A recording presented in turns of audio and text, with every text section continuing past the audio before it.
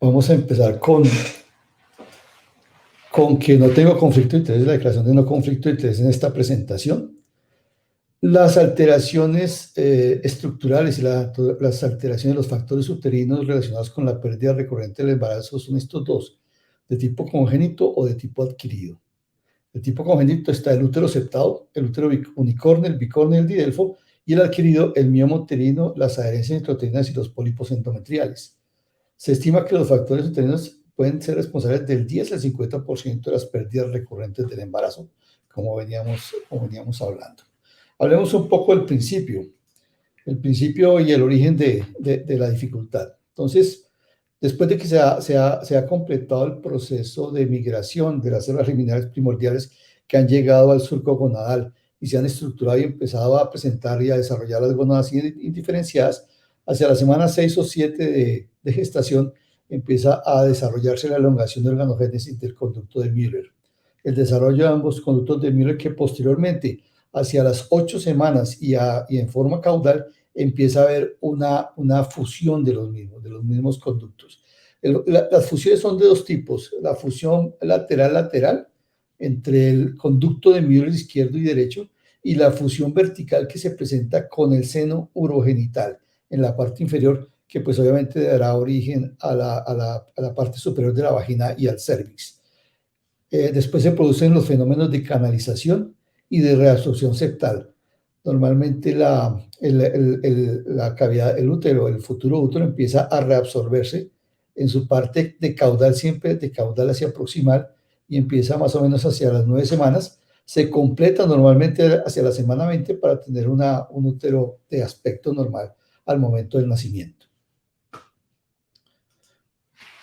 Se considera la prevalencia de las anomalías. Las anomalías uterinas congénitas se presentan en el 6.7%.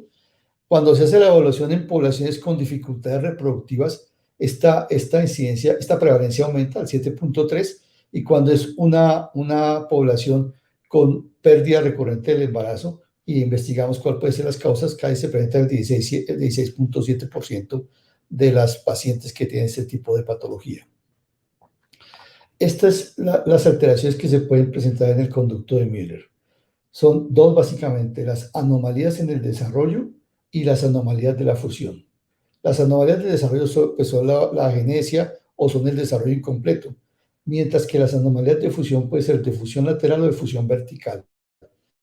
Y las anomalías de fusión lateral son con las que más frecuentemente nos encontramos, el útero arcuato, el útero septado y el útero bicornio, el útero bidelfo, la vagina septada o subseptada, y las anomalías de fusión vertical, pues está la atresia cervical, el septum vaginal transverso, que son mucho más raras. Se considera que las malformaciones uterinas parecen predisponer a las mujeres a dificultades reproductivas, incluyendo pérdidas del embarazo en el primer y segundo trimestre, a altas tasas de parto pretérmino y presentaciones fetales anormales, así como de alteraciones hemorrágicas en algunas de ellas. ¿Cómo hacemos la evaluación de las anomalías congénitas? Pues inicialmente el gold estándar, tengo que decirles que fue la laparoscopia y la histeroscopia. Ese es el gold estándar de diagnóstico de las anomalías congénitas, pero es una forma o una medición demasiado agresiva y demasiado invasiva. Por lo tanto, pues se han venido desarrollando otra serie de estudios, ¿sí? Recordemos los estudios de la histerosalpingografía, que son estudios radiológicos y que llevan mucho tiempo a nuestra posibilidad de hacerlos. Lo mismo que el ultrasonido de segunda dimensión. Estos dos estudios, la histerosalpingografía y el ultrasonido, ya en este momento se consideran más que como métodos de diagnóstico, como métodos de screening. Y los métodos de diagnóstico como tal se consideran actualmente el principal, el ultrasonido 3D, la resonancia magnética y la histerosonografía. Cuando hacemos la evaluación de la exactitud de cada uno de los test, encontramos que la exactitud de la histerosalpingografía es del 86%, del ultrasonido de segunda de 2D del 84%, histerosono de 97%, ultrasonido 97.6%, y la resonancia magnética de más del 90%. ¿Cómo se presentan o cuál es la prevalencia de cada una de las patologías, de cada una de las anomalías müllerianas? Esta es una revisión de 9 estudios realizado por el doctor Grimbisis, el cual hizo un análisis de 1.392 pacientes y encontró que el útero 4 se presentaba en el 18.3% de los pacientes, que la del útero septado era el de mayor presentación, el 34.9%, el bicorne 26%, el unicornio 9.6%, el didelfo o bidelfo el 8.2% y la genesia en el 2.9%. Entonces, en la revisión de 9 estudios de este autor, encuentra que la mayor presentación de la patología es el útero septado. Siempre en medicina desarrollamos clasificaciones o tipos de clasificaciones como para tratar de ordenar las patologías. Y esto, pues obviamente también se aplica a las anomalías congénitas, ¿sí? Esta es una pregunta que siempre tenemos cuando hacemos clasificaciones, si podemos decir si hay una que es mejor que la otra y si hay una que es más, que se puede aplicar en algún caso o en otro. Definitivamente, desde mediados del siglo XIX ya habían empezado a desarrollar algún tipo de clasificaciones, pero es hacia mediados del siglo pasado, el siglo XX, que realmente Butrán pues, desarrolló una clasificación que posteriormente la tomó la Sociedad de Fertilidad Americana y la implementó, que es esta que aparece acá, que es la de tipos, que es la de tipo, la 1, que es la hipoplasia, el 2, que es el útero unicornio, el 3, el didelfo, el 4, el bicornio, el 5, el septado, el 6, el 4 y el 7, algo que realmente se presenta con muy ocasional, aunque en nuestro medio ya les explico si lo hemos visto, y es la exposición a etilestilbestrol intrauterino. Nosotros hemos visto en pacientes que tienen tuberculosis uterina, que muchas veces la presentación es con anomalías y alteraciones en la cavidad interna, la cavidad en forma de T. Entonces, esa forma de T muy frecuentemente la relacionamos con tuberculosis en nuestro medio. Después, en el 2013, la ESRA y la ESGE, o sea, la de fertilidad, la Sociedad de Fertilidad de Reproducción Humana Europea y la de Endoscopia Ginecológica Europea, decidieron hacer esta clasificación que la dirigió el doctor Grimbisis. Y hablan de clases. Entonces, la clase 0 es el útero normal, la clase 1 es el útero dismórfico, ahí entra la de forma de T y el útero infantil, y aquí entra otros, que es bien interesante y ya les voy a explicar por qué esa clasificación, porque como nadie ve la imagen, piensa que no existe algo para aplicar ahí y ya les cuento cuál es el tipo de útero que se tiene que presentar y aplicar en este caso. La clase 2, que es la más frecuente, que es la del útero septado, que puede ser U2A, que es la parcial, o la U2B, que es el completo, y la clase U3, que es el útero bicornio o bicorporal, en la cual viene el A, que es parcial, el B, que es completo, y este otro que es bien interesante, pues que es el útero bicornio o bicorporal septado. En la clase U4 hemiútero está la clase 1 con una cavidad rudimentaria y la otra sin cavidad rudimentaria, el cuerno residual. Y las otras, que es la clase U5, que es el útero aplásico. Dentro de las dos clasificaciones, otra la parte del reporte de la clasificación, en la cual está la parte de clasificación y el reporte del útero, y acá se coloca el tipo de útero, si es un útero U2A o un útero U2B, ¿sí?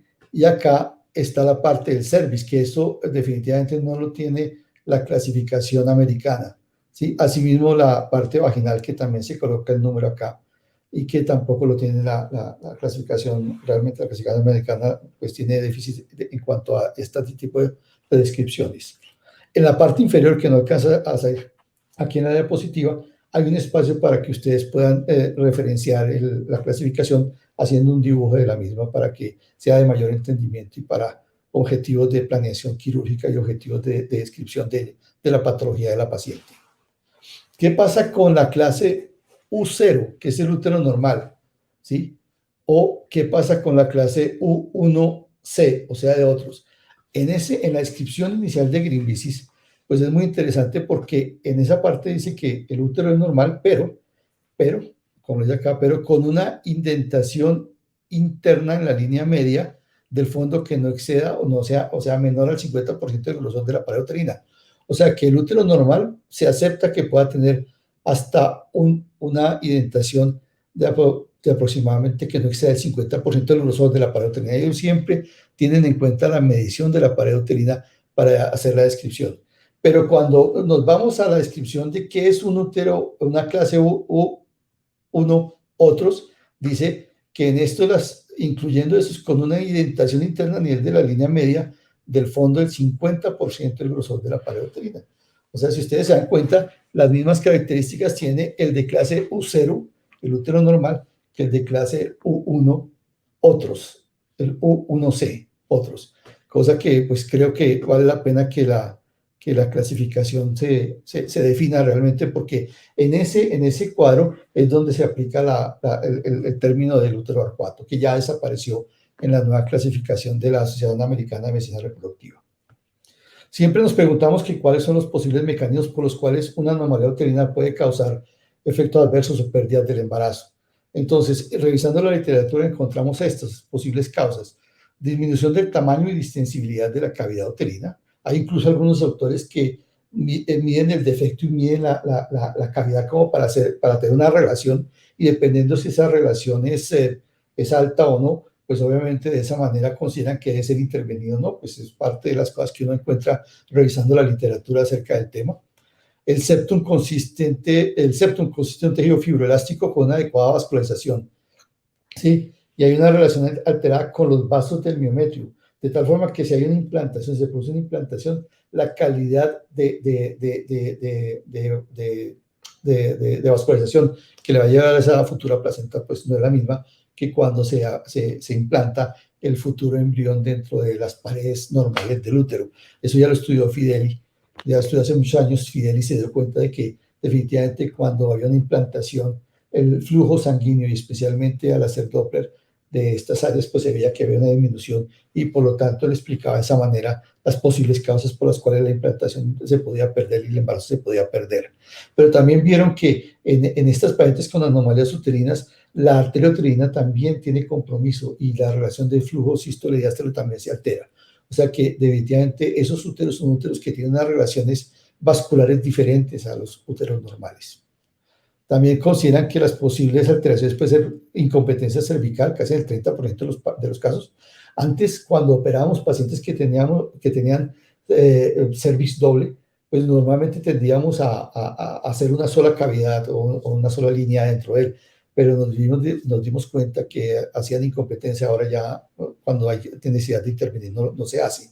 Pero sí, normalmente con este tipo, y especialmente con pacientes que tienen úteros unicornes, tienen mayores tendencias también a hacer incompetencias cervicales. Reducción de la sensibilidad de las hormonas esteroideas, hay menos receptores de estrógenos y de progesterona, y eso también en cierta forma habla mucho de cómo es la manifestación hemorrágica de estas pacientes con anomalías estructurales. De todas maneras, ¿cuáles son los tipos de alteraciones que se pueden presentar a nivel reproductivo? Entonces vemos cómo el útero bidelfo, ¿sí?, tiene una tasa de parto pretérmino del 38%, ¿sí? ¿Sí? Tiene una tasa de aborto del 43%, aunque en este caso es mayor la tasa de pérdidas relacionadas con el útero septado, que es el que más adelante vamos a profundizar. Entonces se considera que el útero septado, en 5 estudios con 172 pacientes, en 425 embarazos, hubo una tasa de aborto del 65%, ¿sí? Y una tasa de sobrevida fetal muy baja, del 32%, con una tasa de parto a término del 14%. O sea, definitivamente hay una relación negativa entre tener un útero septado y pues obviamente el resultado reproductivo, ¿sí? Asimismo, con algunas otras alteraciones y algunas otras deformidades. Como el útero unicornio tiene también una alta tasa de abortos, ¿sí? Lo mismo que el útero bidelfo tiene unas altas tasas mayores de abortos. Entonces, pues aquí estamos algunas imágenes: el útero unicornio con su trompa y su ovario, el útero septado, el útero bicorne, ¿sí?, otro útero bicorne, y este es un útero unicornio con un hemiútero al lado de un caso que recientemente tuvimos. Definitivamente el manejo de las pacientes ya cambió. O sea, antes eran manejos muy agresivos, algunos alcanzamos a tener en nuestro entrenamiento posibilidades de ver este tipo de cirugía, la cirugía de Tompkins, la cirugía de Jones, en la cual se hacía una resección completa de todo el tabique, y eran cirugías que definitivamente necesitábamos tener mucha sangre reservada porque la pérdida sanguínea era muy grande. Y pues actualmente comparándolas con las técnicas de histeroscopia, pues uno ve que definitivamente este fue un cambio positivo para el manejo de nuestras pacientes. En eso hemos evolucionado para mejorar. En eso tenemos mucho más, un concepto mucho más fácil, y por eso es que cada vez, pues lo que veíamos después del desarrollo de las técnicas de mínima invasión es que cada vez más gente quería encontrar un septo inmediatamente, tratarlo sin esperar a ver cómo las cosas se desarrollaban. Entonces ya la forma como tratamos es una forma con mínima invasión, y que definitivamente es mucho menos agresiva, porque en estos casos, como los casos de la cirugía de Tompkins y Jones, muchas veces resolvíamos el problema del tabique, pero presentaban el otro problema, que era la formación de adherencias y la infertilidad secundaria a este. En este caso estamos haciendo una resección con un electrodo de Versapoint que ya no tenemos en el mercado, ¿sí? Pero normalmente la mayoría de los casos, si no son septos muy gruesos, preferimos hacerlo con tijeras, con microtijeras para poderlo completar. Y son procedimientos que realmente tienen muy rápida recuperación y un muy buen pronóstico a largo tiempo. Otro tipo de cirugías, como es la cirugía de Straumann, ¿sí? También, que son cirugías muy grandes, actualmente las podemos hacer, y las hacemos en caso de que sea necesario y estar indicado, pues se hacen por mínima invasión, y especialmente con asistencia robótica por la gran cantidad de sutura que tenemos que aplicar. Entonces eso nos va a beneficiar para el proceso. Cuando hablamos de resultados reproductivos en mujeres con un útero septado sin tratamiento, acá hay una revisión de 19 estudios, ¿sí? Estos estudios nos hablaron, estos estudios fueron recolectados por el doctor Homer, y en 1.376 pacientes encontraron que el número de pérdidas era del 79%. Bueno, entonces, este es uno de los primeros, de las primeras evaluaciones el antes y el después, ¿sí? En este estudio son obviamente estudios de revisiones retrospectivas entre 1999 y 1999 en 40 pacientes de este doctor. Los resultados fueron estos. Tenemos acá, la pérdida antes de la cirugía era el 77.4 y después del 18.2, ¿sí? La tasa de parto sin complicaciones del 6.5 antes, ¿sí? Y después pasó al 77.3, y la tasa de partos del 22 al 81. Entonces uno empezaba a ver números. Estos fueron los números con los cuales nosotros nos entrenamos, empezamos a darnos cuenta de que podría tener beneficio el hecho de operar, y sobre todo de operar de una manera menos agresiva que la que estábamos haciendo antes, como eran esas grandes cirugías que teníamos que hacer. Después, en esta revisión de Homer, también en el año 2000, encuentra cómo la pérdida de embarazos antes de la cirugía era del 88%, y pasó después de la cirugía al 14%, y el número de partos a términos pasó del 3% al 80%. Entonces, nosotros decíamos, pues obviamente la cirugía definitivamente sirve, definitivamente tiene algún papel beneficioso para las pacientes. Otros estudios como este del doctor Sukur en el año 2018, en la cual ya se ve que hay una disminución de las pérdidas, ¿sí? En comparación con después de la cirugía, así como el número de embarazos y el parto. Entonces, la literatura en general toda beneficiaba a la cirugía, pero empezaron a aparecer un artículo del año 2006 en el cual aparecen ya las preguntas, y dice si la metroplastia histeroscopia realmente mejora el resultado reproductivo. Este es un artículo de Garvin, y empieza a haber cuestionamientos. Pero ¿por qué hay cuestionamientos si lo que tenemos publicado en esa gran serie de estudios nos dice que todo está bien, ¿sí? Y seguían habiendo publicaciones, apareciendo publicaciones, otro artículo como el del doctor Giacomuzzi, en el cual ve que la disminución del 88% antes de la cirugía pasa al 14% de pérdidas. No hay mayores cambios realmente en el parto pretérmino, pero sí en los nacimientos a términos, una gran respuesta, una gran mejoría. Pero siguen apareciendo y empiezan a aparecer artículos que ya no son tan claros. Y entonces nos dicen, este es un artículo de los chinos, del doctor Pan, y en el cual hace en la selección divide en los dos grupos, en un grupo con historia de pérdida recurrente del embarazo y en otro grupo que tiene septo, pero que no tiene historia de pérdida de los embarazos, 60, y los divide ese grupo, este grupo, lo divide en dos, en el grupo control, al cual no le hacen cirugía, y en el segundo grupo, el grupo de cirugía, ¿sí? Y mira los resultados. Y estos son los resultados los que vemos en esta gráfica, en la cual en un paciente que tiene un útero septado que no hace intervención, no hay incremento en la tasa no se incrementa ni se disminuye la tasa de embarazos, ni la tasa de pérdidas, ni la tasa de partos pretérminos, ni de embarazo a término. Entonces, de ahí saca la frase de su presentación y de su artículo. No todos los úteros septados requieren corrección quirúrgica para reducir el pobre resultado obstétrico o reproductivo. Es hasta 2011 que con una revisión en el 2017 que Cochrane hace la presentación liderada por la doctora Judith Reichen. Hablan sobre el útero septado. Al final, realmente, primero discuten todos los artículos que hay, que son todos artículos observacionales, pero al final la conclusión de ella es que este tratamiento ha sido evaluado principalmente en estudios de cohorte retrospectivos, los cuales tuvieron un efecto positivo no refieren un efecto positivo de los resultados del embarazo. Pero la mayor falla de estos estudios es que son estudios de antes y después, o sea, los mismos controles son las mismas pacientes, lo cual favorece a la intervención evaluada. Pero también es interesante que en este artículo nos habla que ya hay dos estudios, dos estudios prospectivos controlados randomizados en proceso. Uno de ella, que lo venía realizando, esto es del año 2017, ella lo venía trayendo desde el año 2000, y otro de los ingleses que recientemente se habían inscrito. Entonces, este es uno, este es el que les digo, el primero de la doctora Ricky, que se publicó el año pasado, en el 2020, se llama Resección de septum en mujeres con útero septado y un estudio de cohorte.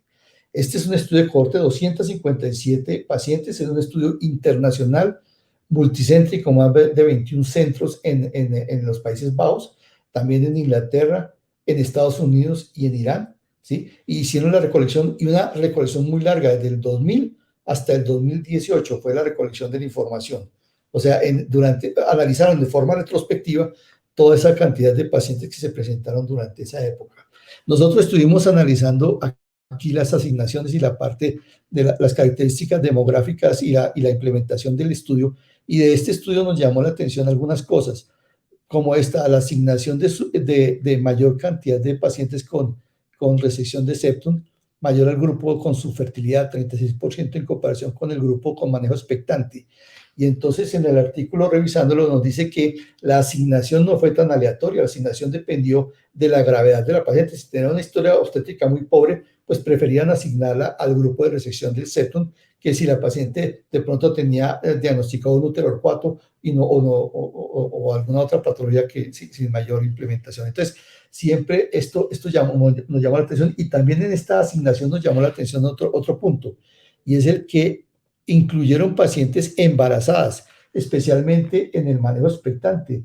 El 18.4% de las pacientes que ingresaron al manejo expectante estaban embarazadas. Por lo tanto, estas pacientes, pues obviamente iban a engrosar los números de las pacientes que al final tenían los datos de embarazo como tal.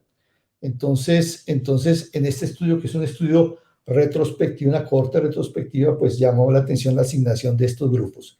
De todos modos, los números aquí están, especialmente en las pacientes que tuvieron resección de septum, 151 contra 106 del manejo expectante, y vemos cómo hay mayor número de pérdidas de la gestación a las pacientes que intervinieron, 46.28, en comparación con las pacientes que se manejaron de manera expectante, con un odds ratio de 1.58.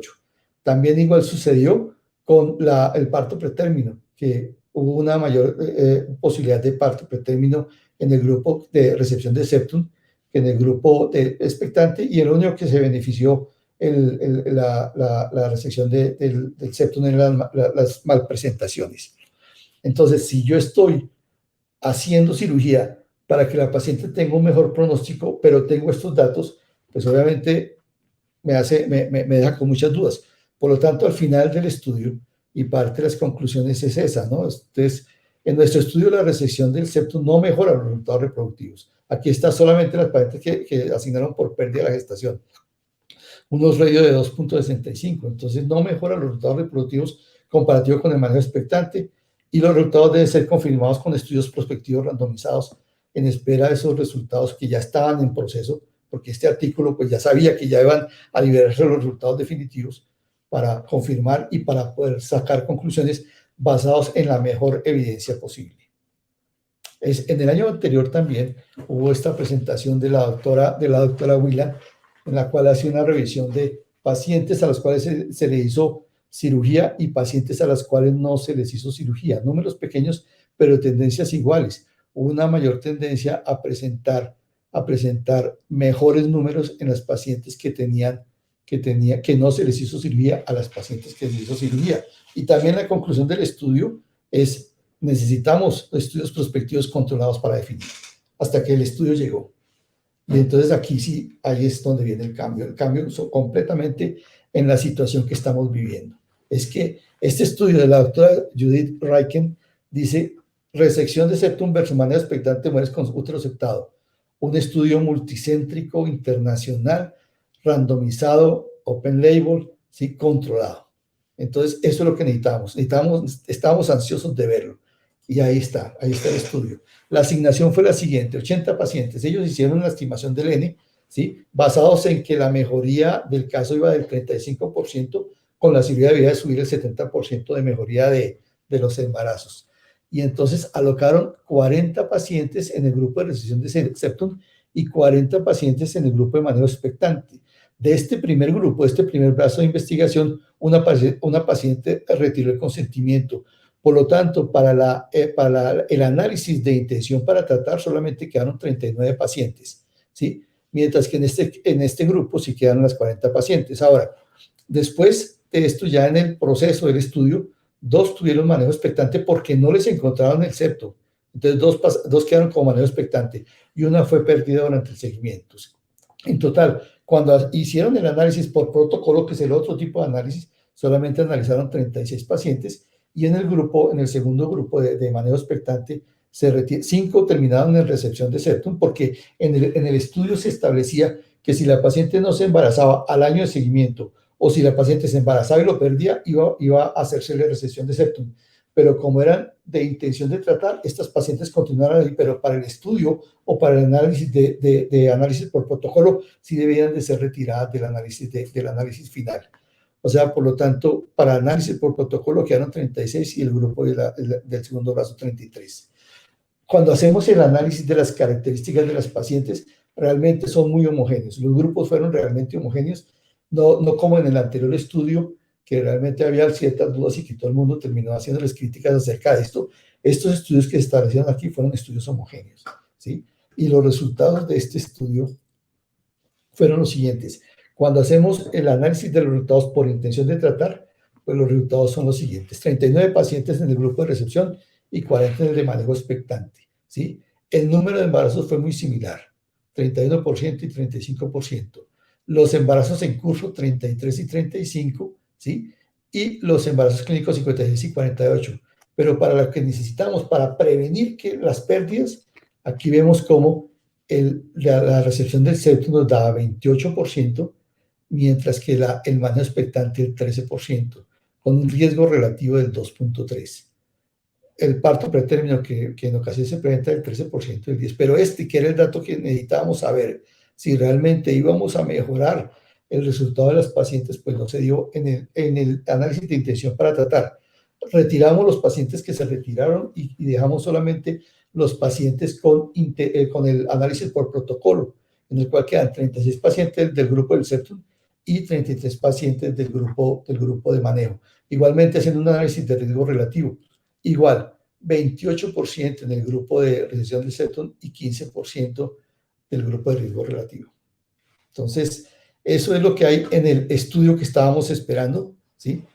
La conclusión de los autores dicen que la resección del septum histeroscópico no incrementa las tasas de nacidos vivos u otros resultados reproductivos en mujeres con útero septado, y en el final dice que nosotros no recomendamos la resección del septum como un procedimiento rutinario en la práctica clínica, y que cuando se piense que es la mejor opción para las pacientes, debemos de presentar también estos números que tenemos actualmente. Un estudio prospectivo controlado, randomizado, internacional, multicéntrico, desde el punto de vista de la estructuración metodológica bien estructurado. Esto debe conocerlo la paciente para llegar a la definición. Entonces, como conclusión, decimos que podemos decir en general de toda la parte de la evaluación de anomalías uterinas, que la ecografía 2D y la estereosalpingografía tienen valor como método de screening. El gold estándar previo era la laparoscopia y la estereoscopia, pero la ecografía 3D y la resonancia magnética funcionan bien. La clasificación quirúrgica se prefiere, cuando vamos a hacer cirugía, es preferible clasificar a los pacientes dependiendo de la clasificación de las anomalías de la Sociedad Americana de Medicina Reproductiva con su modificación del 2016. La modificación del 2016 dice que esa indentación, para que tenga valor y considerada como un heteroreceptado, debe tener más de 1.5 centímetros, ¿sí? Que menos de 1 centímetro no se considera como un útero normal. Y la angulación, si la angulación de la indentación es de mayor de 90 grados, también se considera que es, y menor de 1 centímetro, como un útero normal, y se saca la parte del útero orpato. La evidencia no respalda la lesión del septo en caso de un hallazgo casual. Esa era otra cosa, que como veíamos que era tan fácil hacer la cirugía, pues usted ya tiene un tabique, pues eso es muy fácil hacérselo, incluso podemos hacerlo en un ambiente extrahospitalario. A la luz de la actual evidencia, no se recomienda de rutina la lesión del septum para mejorar resultados reproductivos. En pacientes mayores de 35 años, esto sí doy espacio para discusión, con historia positiva o que requieran técnicas de reproducción asistida, deben de recibir suficiente información para la toma de decisiones. Y estamos esperando los resultados. Claro, apenas apareció, fue en abril de este año que apareció el artículo, apenas apareció, ya inmediatamente las organizaciones, especialmente la Sociedad de Histeroscopia, la Sociedad Mundial de Histeroscopia empezó a moverse. Yo creo que prontamente vamos a organizar un estudio, empiezan a organizar un estudio porque los resultados para ellos no fueron lo suficientemente satisfactorios y el análisis posterior del estudio está bajo lupa en estos momentos. Pero como les digo, lo poco que pudimos revisar desde el punto de vista metodológico está metodológicamente bien llevado. Entonces estamos esperando los resultados de nuevos estudios que confirmen la información con los cuales contamos. Eso es lo que les quería compartir en la mañana de hoy. Muchas gracias por estar acompañándonos hasta esta hora.